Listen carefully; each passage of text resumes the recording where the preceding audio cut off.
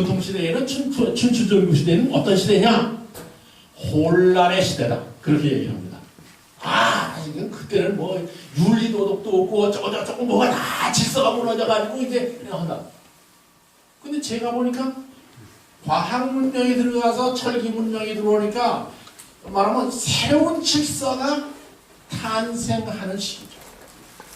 그냥 과거의 봉건이라고 하는 봉건, 서주시대의 봉건이라고 하는 건 점입니다. 점. 업에 대한 점이에요.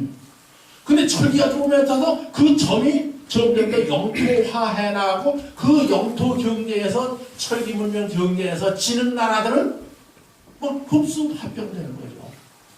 그래서 보통 우리가 이거 뭐라고 얘기하냐면 서주시대의 봉건이 기록에는 뭐 70몇 개국이다. 뭐 그 전에 은나라 시대는 한 1000개 정도 있었죠. 조금만 적은 나라에 1000개 있다가 문명이 발달하는 거에 따라서 이것이 통합되는 거죠. 통합되는. 근데 서주시대만 하더라도 이제 이제 봉건 제후가 70여 개 있다 이렇게. 근데 이것이 춘추전국 시대로 넘어가서 철기 시대로 넘어오면 이것이 여러분 잘 아는 대로 이제 10개로 줄어들고 또 그다음에 맨 나중에 7개를 줄어서 전국 치용이라고 얘기해요. 그 70개가 전국 시대에 와서 7개도 된다면 평균 잡아서 과거에 10개의 만한 제후국이 합병돼서 그렇게 커졌다고 하는 걸 의미하는 겁니다. 자, 그래서 이렇게 대해서 영토 확장 자, 이것은 주나라 초기에 말하는 봉건 국들이죠. 이건 모이는 것이 저희가 이쪽에는 이 오랑캐 서희, 회의, 저쪽에 대윤, 이게 너무 오랑캐를 치고 배지장을 뭐 중국 사람들이 이거 우리하고 같은 족속이라 이렇게 생각해 본 일이 없어요. 이 시대는.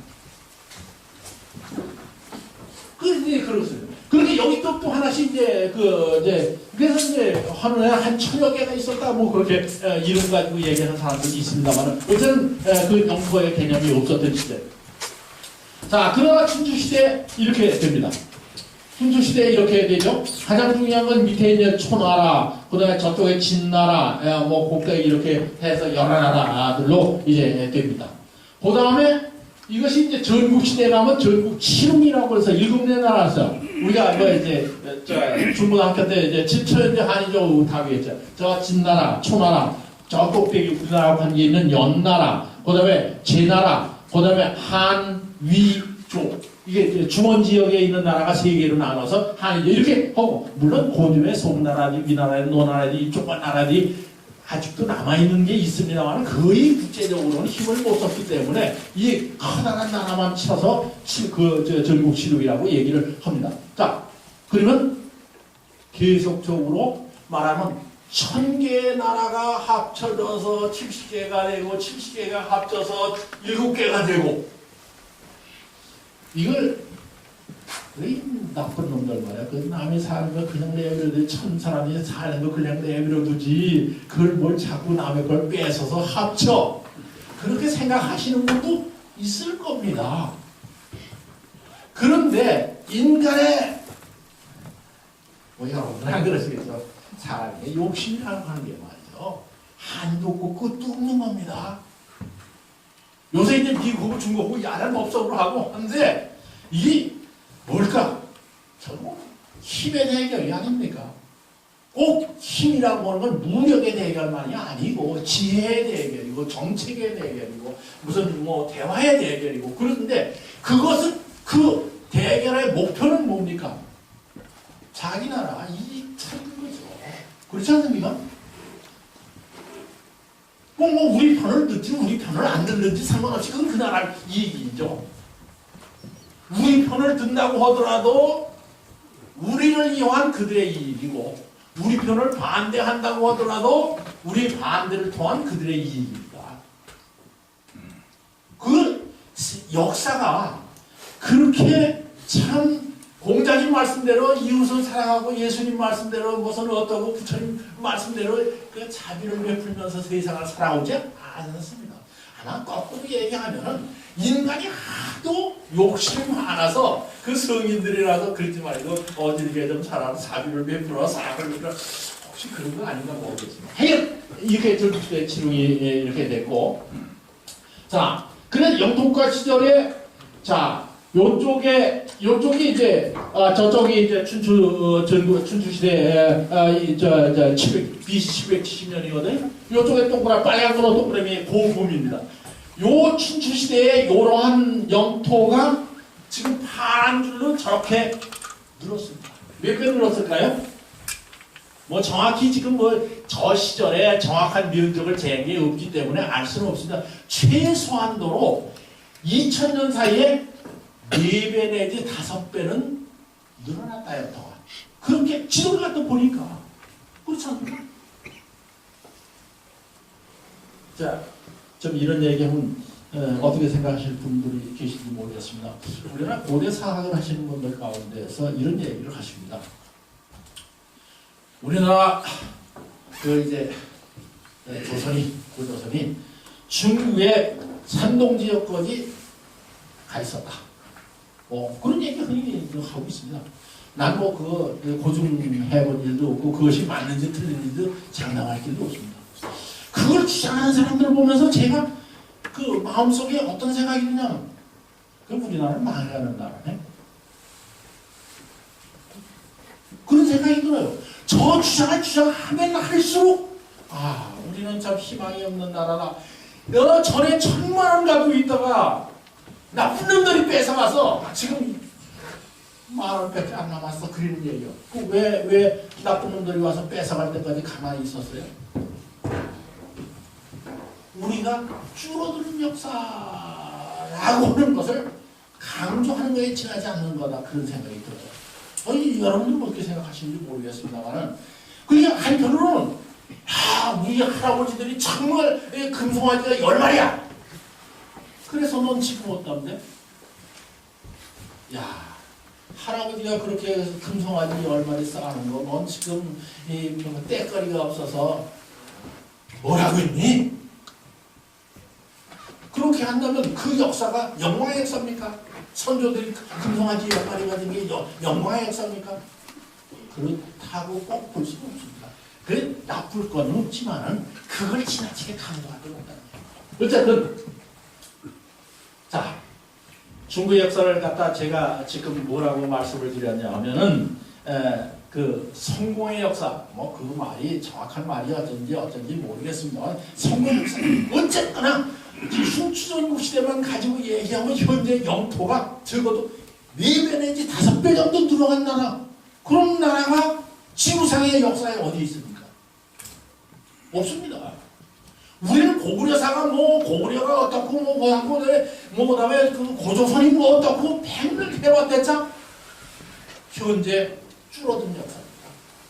지도를 갖다 놓고 보시면 근데 왜 줄었는지 반성할 줄 몰라요.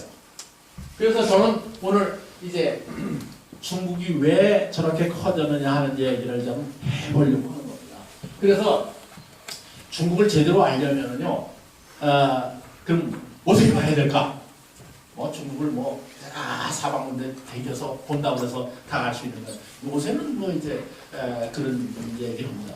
빅데이터라고 하는 말을 씁니다. 아주 많은 자료를 갖다 한번 많고 그것에 말하면 그것을 갖다 줄여가지고 에센스의 핵심적인 요소를 갖다 딱 잡아가서 해서 빅데이터를 가지고 말하면 하면은 성공한다는 거예요.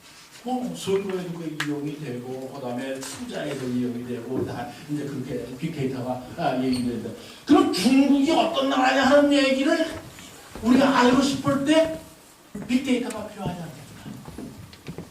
사실은 빅데이터라고 하는 걸 이제 했으면 좋겠는데, 오늘날 같이 그 데이터가 다 넘어가 있는 거 아니잖아요.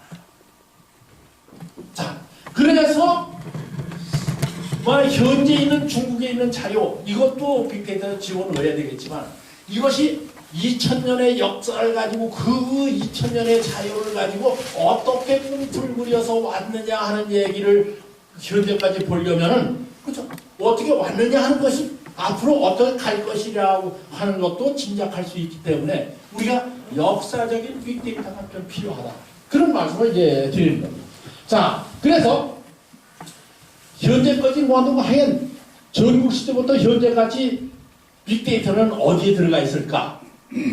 뭐 여러 자료가 많이 있습니다만 그래도 우리가 생각할 수 있는 건 역사책이다. 과거에 대한 기록을 해놨다는 점에서 역사책이 우리가 중국을 이해할 수 있는, 과거부터 오늘까지 이해할 수 있는 빅데이터가 역사책에 들어가 있다. 일단 그렇게 상정할 수는 있습니다. 그래서 그러면 중국이 이제 모르는 기록이 있는데 역사책인데 문헌이 중국에 얼마나 많으냐? 저기 몽고사 전문하시는 선생님이 여기 계신데 몽고 대단한 나라인데 자료가 없어요. 자료가 없어요. 그래서 고고학적 발굴을 통해서 어떻게 좀 뭘 만들려고 하니까 얼마나 힘이 드는지 모르겠어요. 그 중국은 어떻게 된 건지 뭐 그냥 자료가 너무너무 많이 있습니다. 이게 그 유명한 사고 전설하고 하는 겁니다. 청나라 건립왕조 때, 물론 명나라 때도 이제 자료를 많았습니다만 청나라 건립왕조 때 이제 전국에 있는 책을 갖다 다 수집해가지고 미국을 뺏겨가지고 네 군데에다 놔서 사고 네 창고에 놓는 책이다 이렇게 물론 나와 있습니다. 그래서 사고전 이런 책이 있는데 뭐 요새는 이게요, 제가 공부할 때만 하더라도 도서관에서 책 꺼내가지고 이걸 봤어요. 요새는요, 저 사고전서가 내 컴퓨터 안에 다 들어가 있습니다. 대단한 그 발전이죠. 아까 선생님 IT 전공하시고 뭐 하신다고 말씀하셨는데, 그러니까 제가 과거에 제가 뭐 학교에서 공부하고 할 때 하는 자료를요 1년간 그 자료 공부하고 본 거 자료를 수집하는데 요새는 하루면 됩니다. 간단해요. 거기다 뭐 데이터가 뭐 자료 얼마든지 할 수 있으니까 사고전서를 내 책상에다 보고 싶은 대로. 근데 도서관에 사고전서 내 옆에 두드려 여러분 생각해보세요. 책 꺼내가지고 페이지 틀려가지고 여기 앉으면 요새는 그거 아니다. 그냥 컴퓨터로 딱 누르면 소통하면 그냥 쫙 나옵니다. 그게 이제 이렇게 사고전서가 많은데, 자, 제가 여기서 사고전서 가운데 역사 종류만 찾아왔어요. 역사 종류 정사유. 그것도 역사 종류도 13개 종류, 역사 종류를 따지면 13개인데 그 가운데 정사요. 우리가 25사라면 정사인데 정사에 속한다고 하는 관계된 책을 찾아보는 게 이만큼이다. 여러분 다 외우시는 거 아닙니까? 시험 보지 않으니까 외우시지 마세요. 많다. 아이고 많다. 하시면 됩니다. 그래서 이렇게 44종의 15종류가 역사서에 있습니다. 자, 빅데이터 말씀을 드렸습니다만 이 빅데이터를 가지고 그럼 무엇에 쓸 거냐? 이게 당장 써먹을 때 쓰지 않으면은 그거는 소용없는 겁니다. 전 뭐 일생 동안 역사 공부를 하니까 나보고 말하는 사람들이 보통 사람들이 그 역사 해가지고 말이야 밥이나 먹고 살겠냐 그거죠.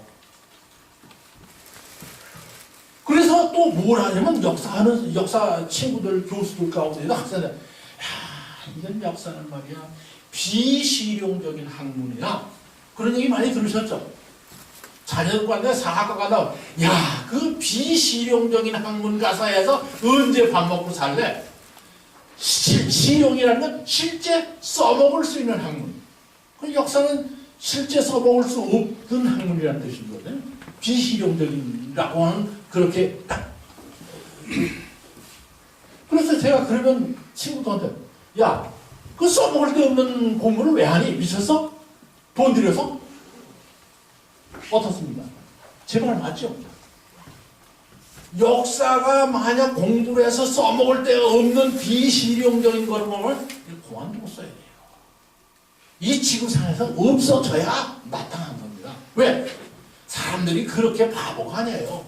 써먹을 데가 없는 것이 현재까지 남아있는 이유가 뭐냐?